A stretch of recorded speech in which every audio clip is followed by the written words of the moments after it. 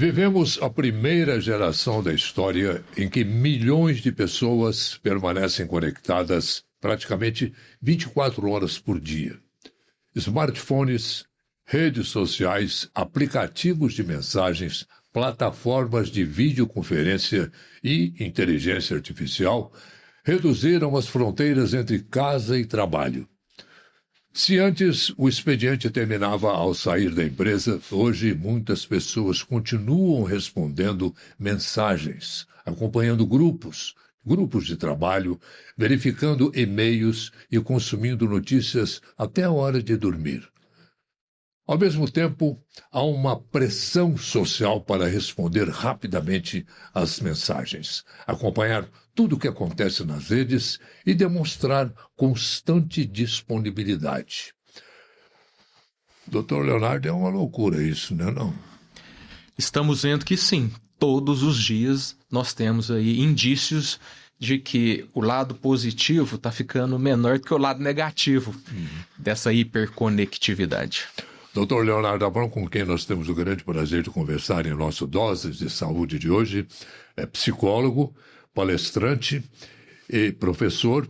Ele é criador da campanha Janeiro Branco, campanha nacional Janeiro Branco. Extrapolou já as fronteiras do Brasil também, né, Léo? Sim, o Janeiro Branco, nós temos registros e notícias de que é uma campanha que já acontece em todos os continentes do planeta Terra.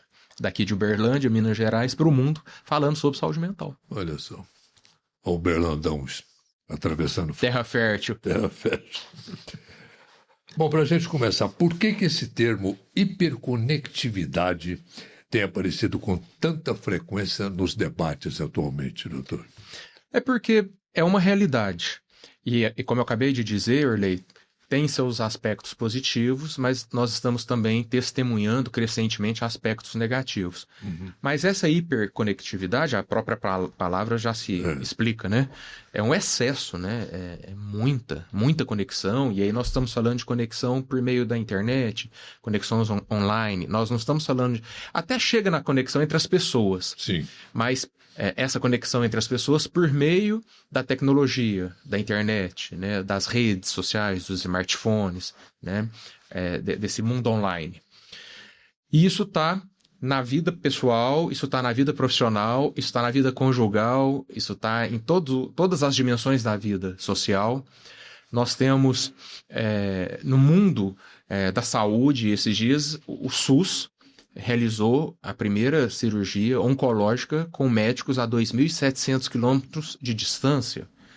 Um robô numa ponta e médicos do outro lado, 2.700 quilômetros de distância, porque tinha uma conexão, porque tinha um online possibilitando. Bacana. Então, na saúde, na política, hoje no mundo inteiro, a discussão é quanto as novas tecnologias e a internet têm interferido positivamente ou negativamente nos processos eleitorais, né, na manutenção da democracia, etc.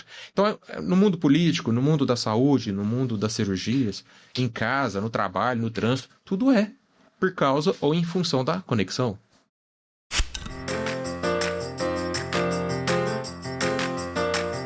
Chegaram os novos limpadores perfumados Azulim Perfumes de Casa. Edição especial Perfumaria Fina. Um toque de sofisticação com 5 fragrâncias exclusivas para seus ambientes.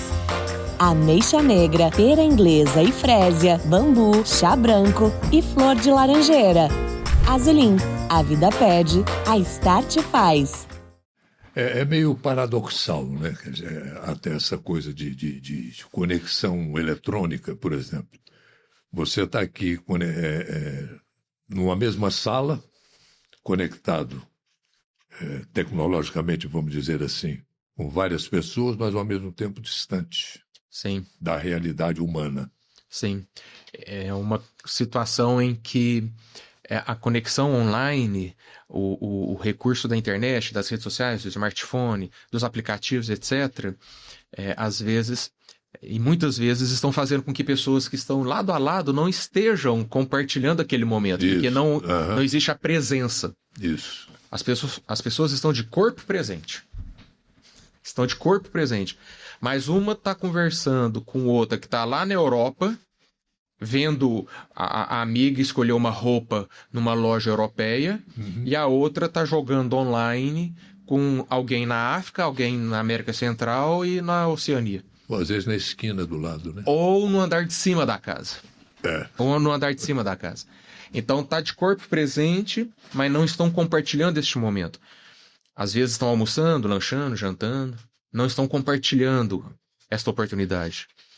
Por isso que a gente está falando, nós estamos começando a falar em hiperconexão, por causa dos malefícios, né? Tem os benefícios, mas tem os malefícios também. É um transtorno que ainda não figura nos manuais de diagnóstico, né? Não chega a ser um transtorno, mas chega a ser um comportamento que gera consequências que podem ser transtornos, como, por exemplo, solidão A2, Sim. e isso caminhar para uma depressão, como, por exemplo, ansiedade, burnout, né? Como, por exemplo, esgotamento, como uma série de possibilidades. Pensa uma criança, Orley, que está em casa e quer brincar de bola.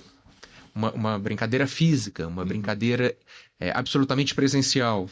E que precisa do pai, precisa de quem está exercendo a função paterna, precisa de alguém junto. Sim.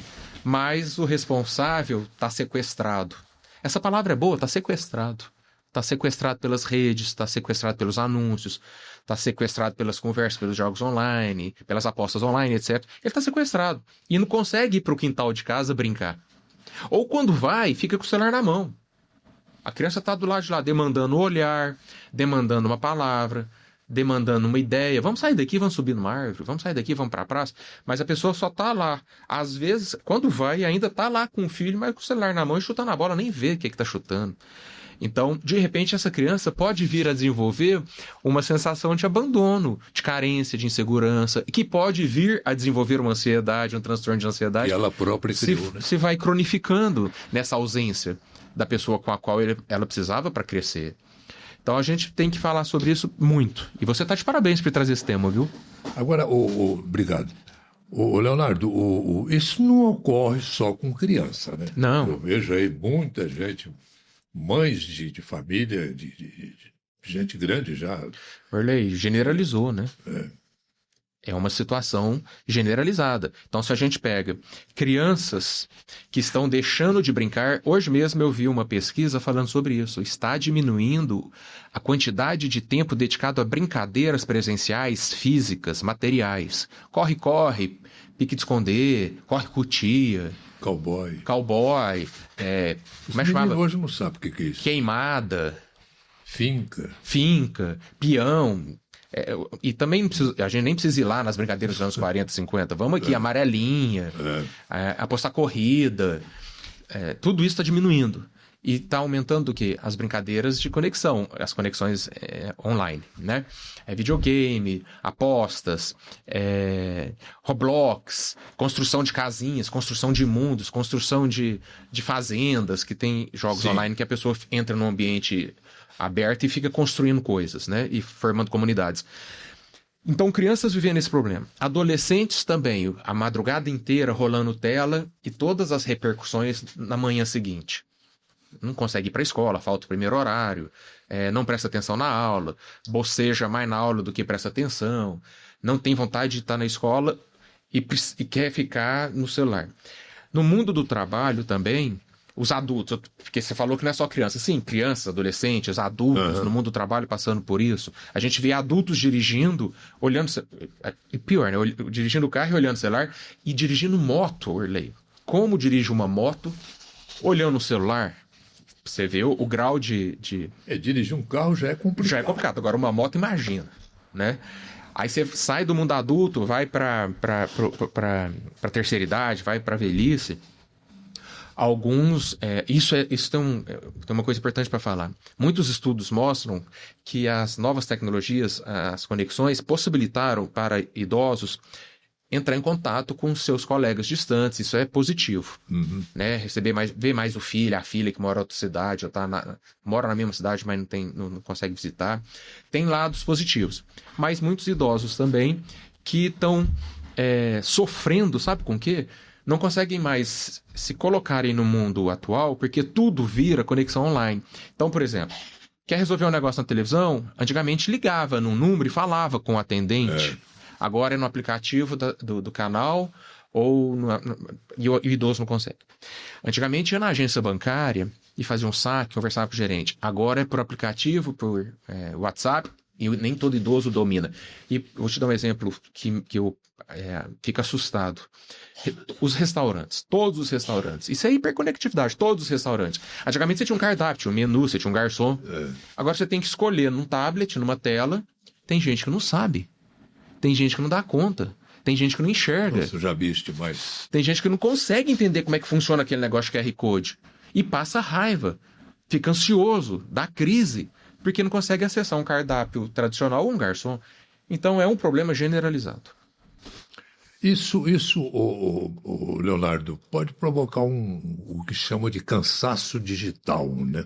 O cérebro nosso não está, você sabe disso com maestria, o cérebro nosso não está preparado para processar tanta informação assim ao mesmo tempo, né? Cansaço digital por um lado, né? Esse excesso de estímulos virtuais, né? Digitais, tecnológicos. E, por outro lado, também frustração, ansiedade, desespero, como eu acabei de dizer, né? Desvalia, né? O sentimento de desvalia, a autoestima cai, porque eu vou sair para um restaurante, não consigo nem fazer um pedido, porque eu sou obrigado a me submeter à ditadura dos pedidos por tablets. Uma sensação de incompetência. Incompetência, de ser ultrapassado. Mas, quando você fala em cansaço digital... E não só o cansaço digital, sabe, Orley? Já tem estudos também, os médicos oftalmologistas estão assustados com a quantidade de crianças míopes, com a explosão dos problemas de visão. Olha só. Por causa, né, desse mundo reduzido a telas. Então, porque vira um foco... Esse mundo reduzido a telas. Então você força as vistas, você força os músculos dos olhos, né, os nervos ópticos, etc. Então está havendo uma explosão, segundo alguns estudos já indicam, de crianças com problemas oculares muito precocemente, diferentemente do que acontecia, né, antigamente. Então não é só cansaço digital, é cansaço, não só os olhos, né, mas você já ouviu falar também os ortopedistas falando dos problemas de coluna, dos problemas, né, no pescoço, por causa da curvatura, ficar o tempo inteiro assim? Eu conheço uma amiga jornalista, ela está quase que corcunda, semi-corcunda, por conta do trabalho que ela executa ali, direto com o celular. Então vai isso que você está falando, a coluna. E o nosso querido Antônio Fagundes, ator, com uns problemas em relação ao exercício profissional dele. Olha aí. Qual que é? O que o Antônio Fagundes vive tendo problema? Ele está apresentando a peça, de repente um telefone toca. De repente uma tela brilha. De repente um flash explode. De repente alguém está mandando mensagem de WhatsApp no meio da peça. Na plateia, né? Na plateia, atrapalhando a concentração dos atores. Ele vive falando sobre isso, o Antônio Fagundes. Desses problemas. E não precisa nem ser o Antônio Fagundes, a gente sabe que no cinema tá difícil prestar atenção no filme. Então é muita coisa que está acontecendo. Dentro disso aí eu conheço o maestro João Carlos Martins.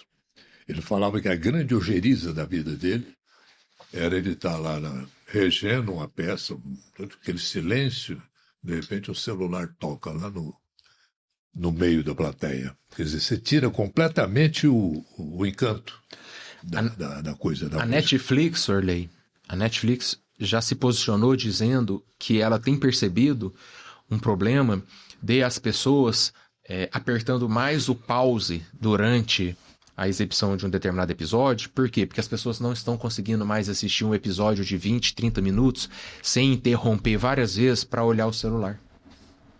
Então a própria Netflix já falou que às vezes as novas produções dela estão tendo que levar em consideração que a cada 3, 4 minutos é preciso ter alguma forte emoção, algum forte gancho, alguma forte questão na trama, no roteiro, para impedir que o espectador pare e vá para o celular.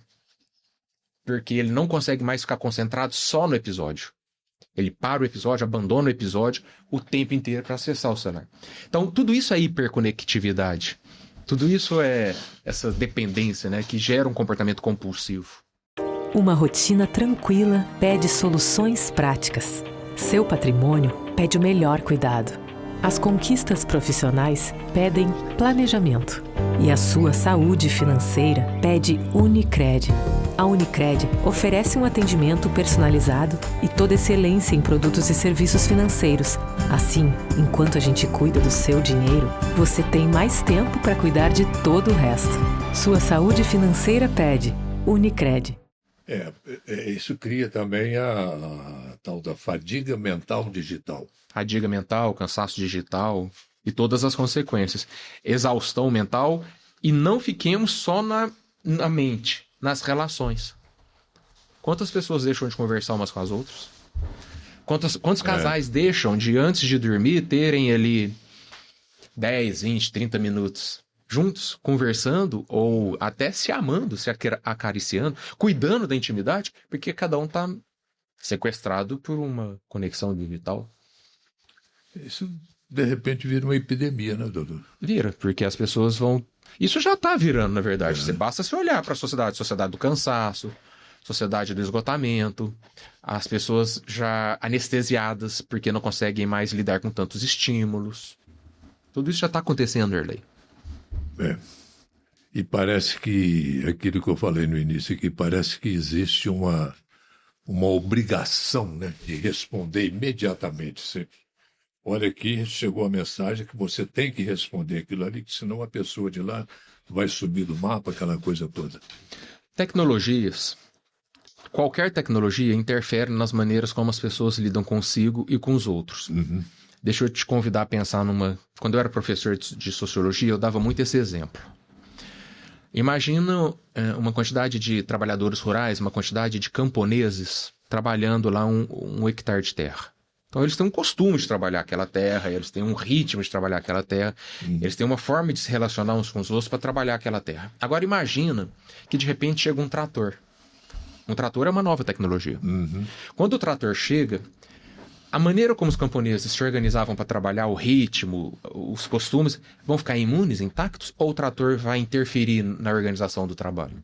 É óbvio que vai interferir, porque agora o trator chega, muda o ritmo de produção, uns vão tratorar, os outros podem ficar descansando enquanto o trator faz o trabalho. A tecnologia sempre interfere na forma como as pessoas se organizam. Organizam a relação consigo, com os outros, com o tempo, com a vida, sentido de vida, etc. Toda tecnologia, qualquer que seja, Erlei, um trator, um microfone, um celular, a internet, um bisturi, uma enxada, um satélite, um óculos. Tecnologias sempre interferem na maneira como as pessoas se relacionam. Com o advento da internet, bagunçou a humanidade. Trouxe muita coisa boa, mas colocou a humanidade de ponta cabeça. E tem o quê? Tem 30 anos, aproximadamente, 40 anos que a internet chegou pra gente. Tem fumaça, né? Por aí. Nós estamos agora começando a entender o que é benefício e o que é malefício. E com o advento dos smartphones, aí sim a gente está vendo como a tecnologia interfere na maneira como a gente vive e se relaciona. Você falou com o trator, né? Trator, por exemplo, tem várias máquinas que dispensam o piloto ali, o tratorista, né? Que era como era chamado. Ligado no satélite, ele planta, colhe. Agora, as redes sociais foram criadas para prender a nossa atenção. Olha, eu até acho, Orley, que elas foram criadas para nos conectar, para facilitar a troca de informações, de imagens, de momentos. Eu até acredito que elas foram criadas com uma intenção muito louvável. Nobre. Unir, conectar, ser um álbum dos nossos melhores momentos, acessar os amigos. Eu até acho que elas nasceram com esse sentimento nobre. Tem gente que usa com esse objetivo. Sim, principalmente os idosos. Sim. Mas, à medida que elas foram crescendo, se popularizando, foram penetrando nas culturas humanas, foram ganhando espaço, essas redes sociais foram se enriquecendo, elas foram, ganhando muito espaço, muito poder, muita moral. Elas começaram a contratar engenheiros e psicólogos. Engenheiros e psicólogos para quê? Para desenvolver maneiras delas atuarem, desenvolver recursos, desenvolver operações dentro dela que prendessem mais as pessoas a elas. Porque quando uma pessoa está presa a uma rede social, ela está dando a atenção dela para um anunciante, está dando a atenção dela para quem quer prender a atenção desta pessoa. Então as redes sociais começaram a perceber que elas tinham um poder muito grande de captar esse valioso recurso da humanidade que é a atenção, né? Esse capital humano que é a atenção. Ora, então, se nós conseguimos prender a atenção dos seres humanos aqui nessa tela, então vamos contratar engenheiros, vamos contratar psicólogos, vamos contratar gente que consegue desenvolver mecanismos de fazer essa atenção ser mais presa ainda. Aí vem os engenheiros dos algoritmos, aí vem os psicólogos entendendo o comportamento humano, coloca isso que o cara vai clicar. Para chamar atenção, faz isso. Isso aqui dialoga com o que as pessoas estão pensando. Joga esse estímulo que as pessoas veem.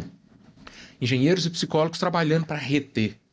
Não todos os engenheiros, não todos os psicólogos, mas aqueles selecionados a dedo e muito bem remunerados para criar mecanismos e estratégias de sequência e retenção da atenção das pessoas. E conseguiram. Mas isso é horrível, né? É como caminha a humanidade. Bom, o excesso de notícias negativas também aumenta a ansiedade. Sim. A pessoa, ela está ali, vem o bom e o ruim, né? Acontece que quando as pessoas estão nas redes sociais, elas tendem a achar que o mundo se resume àquilo. Elas começam a achar que o mundo é isso. Que a verdade é isso, que a realidade é essa, está resumida ali, e que aquela notícia é a verdadeira, é fato, enfim. E agora com a inteligência artificial isso é mais sério ainda, né? Porque se distorce com aparência de verdade muito facilmente. Então a pessoa acha que aquele mundo é o mundo todo e acha que tudo que chega ali para ela é o que resume a humanidade na atualidade. E os engenheiros e os psicólogos que se dedicaram a construir mecanismos de retenção criaram mecanismos em que quando uma pessoa vê e demonstra que gostou daquele tipo de conteúdo, ela só vê aquele tipo de conteúdo. Então, se você gostou de assistir um desenho animado na tela do seu celular, você vai começar a receber tudo quanto é tipo de desenho animado. Se você assiste a um gol fenomenal, um gol de placa, o algoritmo vai entender que você gosta de futebol, vai te mandar tudo sobre futebol. E se você, de repente, segue um determinado político, você só vai receber notícias e registros e episódios sobre ele, como se o mundo fosse só aquilo. E de repente você começa a acreditar que o mundo é só aquilo. E em relação às notícias ruins, você começa a achar que o mundo está daquele jeito também, porque você só vai receber só isso. Chega uma hora que você fala, não, o mundo é isso, e eu acho que acabou. E não é só... Você viu um cafezinho aqui para nós. E não é só você mexer no celular e que atrai aquela gama de repetições do que você acabou de ver. Obrigado. É o que você fala. Você fala, por exemplo, eu comprei ontem uma bicicleta marca tal, despeja aquele punhado de... Ou eu preciso comprar isso. Ainda não há comprovação e ninguém assumiu ainda que essa tecnologia exista e ocorra desta forma. Porém, nós temos indícios atrás de indícios, né? Nós temos quase que provas acumuladas de que ela já está sendo usada nesse sentido. Há quem diga que não. De indução. Há quem diga que ainda não existe essa tecnologia de captar o que a pessoa está dizendo e depois mostrar um anúncio para ela. E também nenhuma empresa assumiu que faça uso disso. Mas há quem diga que sim, e a gente viu toda hora acontecendo. É muito provável que ao sair daqui comece a aparecer propaganda de café para mim, porque você falou, vamos tomar um cafezinho. Então a gente fica, é fato, não é fato, mas que a gente está tendo indício, sim. Esse café Cajubá realmente é inigualável.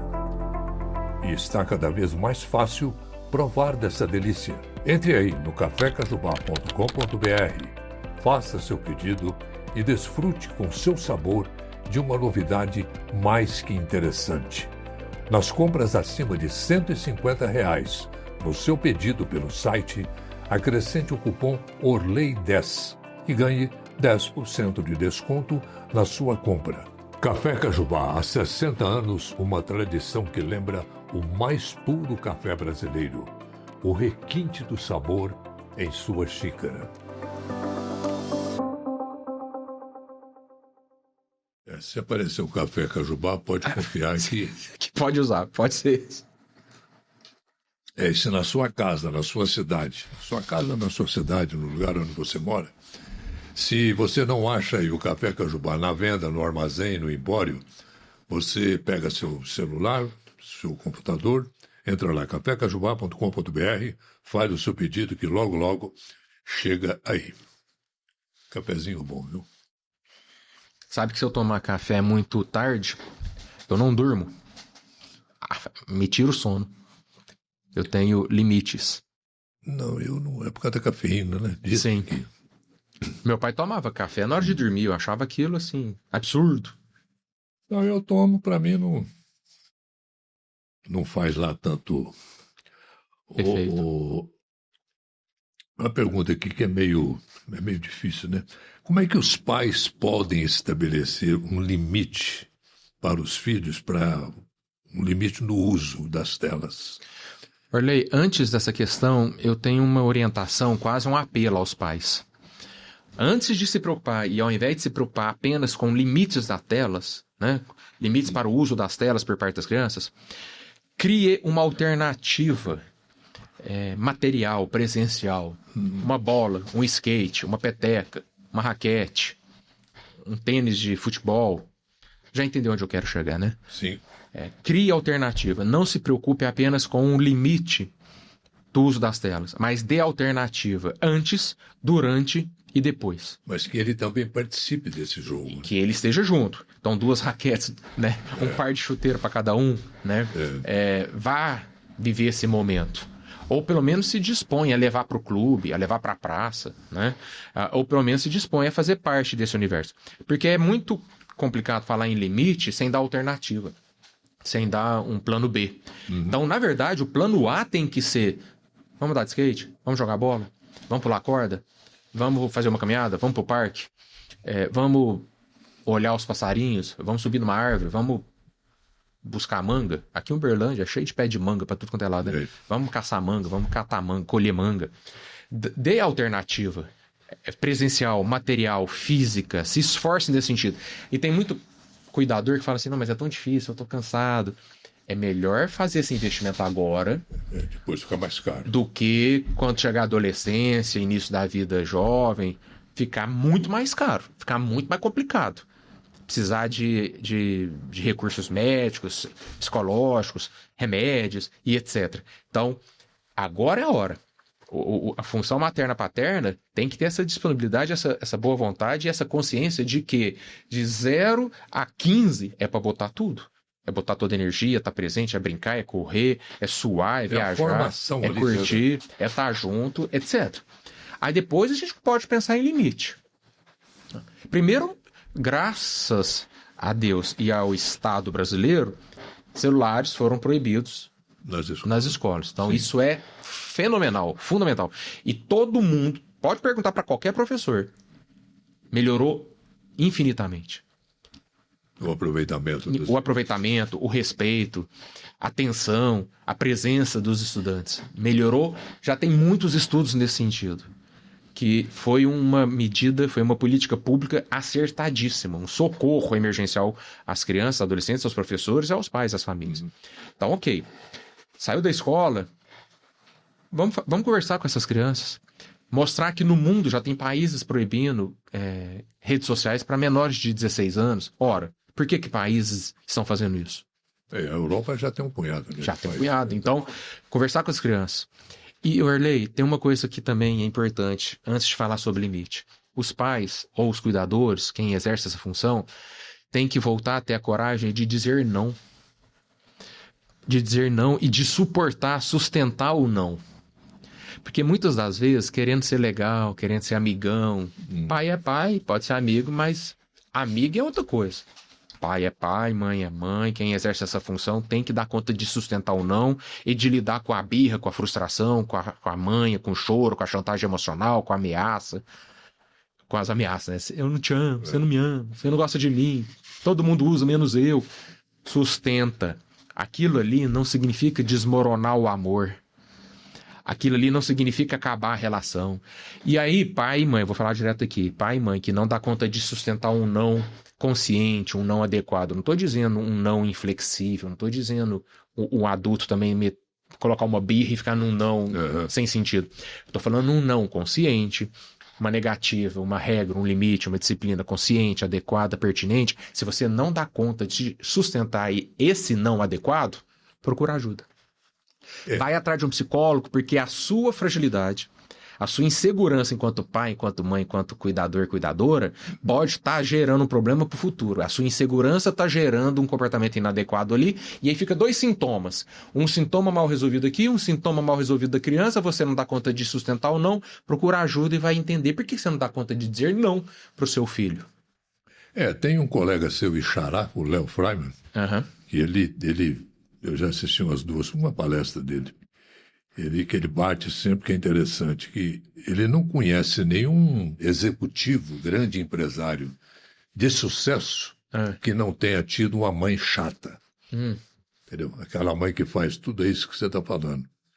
Eu quero ir na festa hoje. Não, você não pode ir. Fulano vai, mas... Não sou mãe dele? Ele vai porque eu não sou mãe dele. Se fosse, não iria. Então, é por aí mesmo. Sim, e muitos, repito, Não é uma grande aula. Muitas das vezes sim, e sustentar o não é o reforço, é a aula vezes 2. E tem adulto que não dá conta. Medo de perder o amor do filho. Fica com dó também. Fica com dó, ou confunde as coisas. Quando eu era criança, mas não é sobre você criança, é sobre você adulto agora. Não pode confundir o seu passado com o seu presente. Porque o meu pai e minha mãe, eu sei, tem o seu passado. Vai resolver isso na terapia. Porque aí você vai exercer a função paterna e materna com mais pertinência e com mais adequação, de forma a ajudar a criança a crescer. Agora, quando o cuidador não cresce, vai ajudar a criança a crescer como? Então isso tem a ver também com limites em relação à hiperconectividade, entende? Outra coisa, Orley, muitos cuidadores, pais, mães, etc., querem exercer o não só na hora da explosão, só na hora chegando no limite. Da raiva, né? Da raiva. Aí é inconsistente durante um tempo e de repente explode. Explosão não educa. O que educa é o exemplo consistente, recorrente, permanente. Quase né? que no silêncio, né? Principalmente, inclusive no exemplo mesmo, né? Esse pai hiper, mega, ultra conectado, que não está presente em nada. Como é que ele dá conta de sustentar a não hiperconexão do filho ou da filha? Então, a tecnologia, ela não é a culpada. É saber usar, né?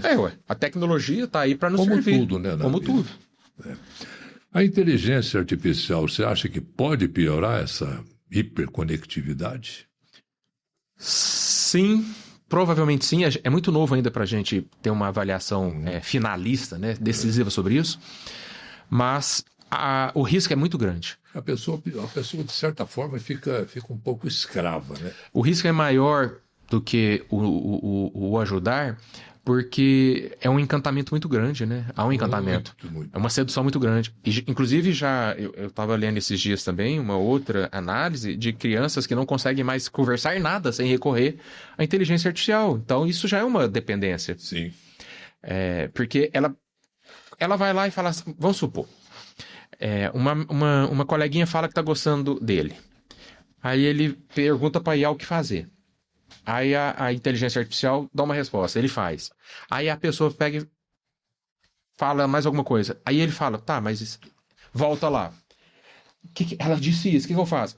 Aí fica nesse vai e vem, chega uma hora que ele não consegue mais sustentar a sua posição sem recorrer a IA. E não só crianças. Dependência. Vira uma dependência. Tem muitos trabalhadores que já estão nessa, não conseguem apresentar mais nada para o chefe sem antes validar com a IA. Nos próprios consultórios médicos a gente está vendo muito disso, né? Sim. Por quê? Porque sendo criança, sendo um trabalhador numa empresa, sendo um profissional liberal como psicólogo, advogados usando IA para fazer petições, até para inserir comandos invisíveis em petições, para depois esse comando ficar dentro do sistema e é invisível porque ele não está legível. Comando IA dá uma sentença, um entendimento equivocado ou incompleto. Já tem notícias crime nesse sentido, de advogados que inserem orientações invisíveis como prompt para confundir a outra parte, ou o juiz, etc. Então, muita gente está usando a IA inicialmente por curiosidade, depois por encantamento, depois porque realmente ajudou, mas depois virou dependência. Moral da história, Orley. Nós, que somos, isso eu tenho defendido, inclusive dentro da campanha, entrevistas, cursos, etc. Nós que nascemos nos anos 40, 50, 60, 70, 80 e 90, que não tínhamos essa hiperconectividade, não tinha essa tecnologia online e muito menos inteligência artificial, nós conhecemos o mundo, um determinado mundo. E nós temos o dever de ajudar todos aqueles que nasceram a partir dos anos 2000 e que estão quase que fundidos à internet, ao mundo online, a entender que, ok, pode usar, mas existe um mundo fora disso. E nós aprendemos a usar. Então, nós temos capacidade de ensinar limites. A gente tem a capacidade de ensinar a validade de um skate. Basta querer, né? A validade de uma viagem com celulares desligados para curtir o momento A2. Nós temos essa experiência. A gente tem o dever de passar isso para as novas gerações que estão afogando na hiperconectividade. E ajudá-la a diferenciar o que é pertinente e o que é impertinente. Sozinha ela não vai dar conta, porque ela nasceu dentro disso.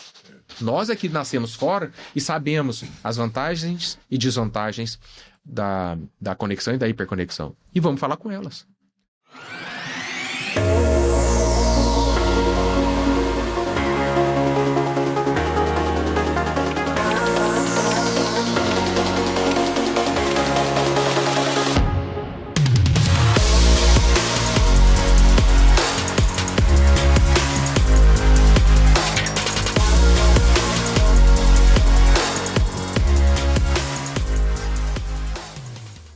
Eles têm que partir também daquilo que você já falou, né? Do exemplo, né? Que os pais têm que dar o exemplo também. Os pais, mas os pais sozinhos não dão conta, e as autoridades, Orley. Por quê? Porque hoje nós somos reféns das chamadas Big Techs. Sim. As grandes, as imensas, as gigantescas. Tem empresas de tecnologia com orçamento maior do que PIBs de vários países. Então, como que 4, 5, 6 Big Techs somam uma fortuna maior do que o PIB de muitos países? Como é que os pais daqueles países vão dar conta sozinhos de enfrentar Big Techs? Então, autoridades e governos têm que fazer a sua parte também. Legislação, políticas públicas, projetos, limites legais, marcos zeros, regulação, regulamentação, porque senão não dá. Senão é a selva. Selva, é interessante isso. É possível ensinar o cérebro a desacelerar? Sim, com certeza. O cérebro humano é o que talvez exista. É o que talvez exista de mais espetacular depois da própria galáxia. Porque ele é totalmente moldável, é a neuroplasticidade, a capacidade plástica, né? De se fazer e se refazer. Então, por exemplo, essa medida de proibir celulares nas escolas já é uma forma de ensinar o cérebro a desconectar, né? Agora, existem países que criaram cafés, restaurantes em que o celular não entra. É só música ambiente, papel, lápis, a comida, o cardápio tradicional, e as pessoas vivem um momento presentes umas com as outras. Eu conheço um restaurante aqui em Berlândia, fica lá perto da praia, tem lá... Com essa proposta? Por favor, não use celular. Sim. Tem alguns restaurantes que colocam, não temos Wi-Fi, temos cafés, isso. Não temos Wi-Fi, temos oportunidade de estarmos juntos. Então é possível sim ensinar. Fora as práticas, né, Orley? Meditação, mindfulness, Seishinoye Yoga, né? Caminhadas, artesanato, jardinagem, crochê, pelada com os amigos, futebol com os amigos. Uma boa academia também. Uma academia, um parque, né? O que precisa é que as pessoas despertem para a seguinte pergunta. Antigamente se falava assim, é o dinheiro que manda na gente ou a gente que manda no dinheiro? Lembra quando se discutia isso, né? É a tecnologia que manda na gente ou a gente que usa a tecnologia de acordo com a nossa necessidade? Sim. Eu estou aqui com você, eu coloquei meu celular no silencioso. E eu tenho me policiado no sentido de, ao acordar, não imediatamente pôr a mão no celular. Eu acordo, saio da cama, abro a cortina, abro a janela, deixo entrar a luz natural, porque já existem estudos nesse sentido, de que a luz natural é que ativa, avisa o corpo e o cérebro de que amanheceu, é hora de partir para a vida. Vou escovar os dentes, lavo o rosto, ainda nem olhei no celular. Eu já estou dando 5 minutos, 10 minutos, sabe? Depois de 15 minutos desperto, 20 minutos, quando eu vou tomar o café que eu pego. Mas isso é disciplina, isso é autoesforço. Disciplina. É preciso fazer isso, senão... O silêncio também, né, Léo, pode, de repente, causar desconforto, né? Para quem tá cheio de problema dentro da cabeça, para quem tá cheio de problema no coração, para quem tá cheio de conteúdo mal resolvido, o silêncio É terrível. é terrível. Pessoas com muitas questões mal resolvidas, muitos conteúdos mal resolvidos, traumas, medos, inseguranças, violências, absurdos, abusos, raivas, remorsos, dúvidas. Pessoas que cresceram com conteúdos internos para os quais não olhou, aos quais, né, não retornou, conteúdos que não foram nomeados, tipo, durante a minha infância eu tive uma determinada situação traumática. Eu não olhei para isso, não nomeei, não falei sobre, isso me acompanha para sempre. Então, pessoas que estão cheias de poluições, entulhos emocionais, Arley, tem muita dificuldade com a solitude, com o isolamento, com o silêncio. Aí a pessoa chega num ponto que ela não consegue, ela perde a capacidade de contemplar, de refletir, até de conversar sem o auxílio de uma tela. Os barulhos internos encontram reflexo na tela, né? Uhum. Porque a tela, há quem diga isso, que as telas têm funcionado como uma espécie de extensão do nosso ego, extensão do nosso narcisismo, extensão dos nossos conteúdos mal resolvidos. Então eu faço uma conexão com a tela em que quase eu tenho um espelho do que eu tenho dentro de mim. Então aqueles conteúdos dialogam com o meu interno dialoga com com o conteúdo que passa na tela, e a gente fica nessa simbiose, num círculo de hamster, porque só vem o que me reforça. Eu acho que eu só penso certo, aquelas ideias confirmam o que eu penso aparece na tela, a tela diz que eu estou certo, e fica desse jeito. Aí quando você encontra o contraditório, quando você encontra o diferente, você não consegue conversar, dialogar, debater, discordar, ou, né, ter alguém que discorde de você. E crianças, nesse sentido, é ainda pior, porque vão criando sua cabeça dentro desse espelho labiríntico de autorreflexo, validando tudo que eu quero, tudo que eu sinto. Por isso que se fala em uma geração que não tem tolerância à frustração, que não consegue ouvir o não. E adultos também, que não estão conseguindo mais divergir uns dos outros sem virar briga. Porque eu fico tanto no reforço dessa tela, confirmando só o que eu penso. É uma gaiola de hamster. Que quando eu encontro uma pessoa que pensa diferente, eu parto para a agressão. Porque eu não tenho a menor flexibilidade para lidar com o contraditório, com o diferente. Eu fiquei muito viciado aqui na reafirmação do meu ego.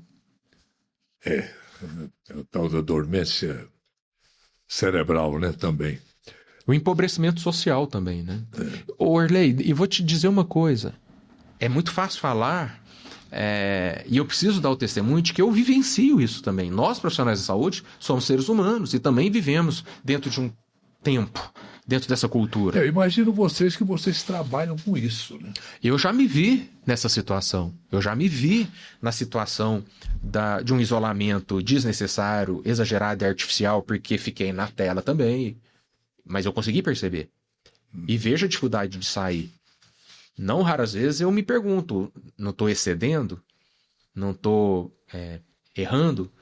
Não estou fazendo palestras, dando cursos, falando para as pessoas, mas também não estou me permitindo ser vítima disso? Então a gente está num tempo muito difícil, que os próprios profissionais de saúde também são vitimados e sequestrados por isso.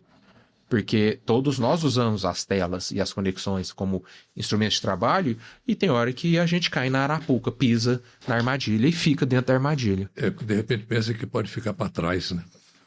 Acaba sendo vitimado também, sequestrado na sua fragilidade, porque eu, como profissional da saúde, também tenho as minhas fragilidades, que eu sou um ser humano. Claro. Então, eu já me percebi nessa gaiola de hamster também. E é importante que nós, profissionais da saúde, tenhamos coragem de assumir isso para mostrar a vulnerabilidade. E quem sabe, ao mostrar a própria vulnerabilidade, inspiremos outras pessoas a perceberem as suas vulnerabilidades. Não tem super-herói sobre a face da Terra. Estou com uma frase aqui que eu achei bonita. Peguei na IA. Às vezes ajuda. Para a gente encerrar aqui o nosso papo. A tecnologia veio para facilitar a vida, não para ocupar todos os espaços dela. Estar conectado é uma necessidade do nosso tempo, permanecer conectado o tempo todo. Porém, pode significar abrir mão de algo que continua insubstituível. A capacidade de descansar, prestar atenção em quem está ao nosso lado e simplesmente viver o momento presente. Quando os homens dominaram o fogo, não demorou para que eles botassem fogo uns nos outros. Quando os homens dominaram a arte de forjar o ferro, não demorou para construir espadas e matar uns aos outros. Quando o homem dominou a energia atômica, não demorou para jogar bomba atômica em cima dos outros. A história da humanidade é a história dessa extrema capacidade humana, científica, inventiva, criativa, de dominar, de lidar com a natureza, se apropriar e criar coisas maravilhosas. Mas também de não dominar a si mesmo, as suas sombras, seus vazios, seus buracos, seus egos, e transformar potência em violência. Transformar oportunidades maravilhosas em tragédias também. Então eu vivo falando e repetindo o que Nietzsche, você citou, aí eu vou citar Nietzsche. Nietzsche certa vez disse, lá no século XIX, somos seres do conhecimento, mas nós não nos conhecemos. Ora, a gente não se conhece. A gente não investe em autoconhecimento, em autoiluminação, em autoperdão, autodeterminação, em autonomia. E muitas das vezes nós nos colocamos nas mãos dos outros, sem autonomia, e às vezes usamos de conhecimentos maravilhosos para ferir a nós e os outros, porque a gente não sabe o que está dentro da gente. Então eu tenho conteúdos machucados, eu tenho problemas e entulhos emocionais dentro de mim. Ou eu olho para dentro para resolver isso, ou eu vou pegar o fogo e pôr fogo nos outros. Ou eu vou pegar o ferro e dar espadada nos outros. Ou eu vou pegar a energia atômica e explodir a cabeça dos outros. Então, se nós olharmos para nós mesmos e conseguirmos reconhecer as nossas sombras, é o que o Jung, discípulo de Freud, dizia. É a partir do conhecimento das nossas próprias sombras que nós passamos a nos iluminar. Ao percebermos os buracos e as sombras que nós temos, a gente inicia o processo da autoiluminação, e quem se ilumina é como o Winston Churchill falou na Segunda Guerra Mundial. Se você tem conhecimentos, deixe as outras pessoas acenderem as suas velas com eles. Então, se você consegue se iluminar, seja instrumento de iluminação das outras pessoas também. E aí, tecnologia nenhuma vai nos sujeitar. Bacana, Léo. Muito bom. Baita encerramento para o nosso bate-papo. Esse. Obrigado. Muito obrigado pelo convite, Orley. Muito obrigado mesmo, sucesso. Muitas palestras aí pela frente. Muitas palestras de Uberlândia para o mundo. O país inteiro já sabe que a campanha Janeiro Branco nasceu em Uberlândia e que aqui é o berço da saúde mental da população brasileira. Olha só, mais uma de Uberlândia. Mais uma de Uberlândia, terra fértil. Para você que nos acompanhou em mais este Doses de Saúde, o nosso muito obrigado pela sua companhia, pelo seu carinho. Até a próxima.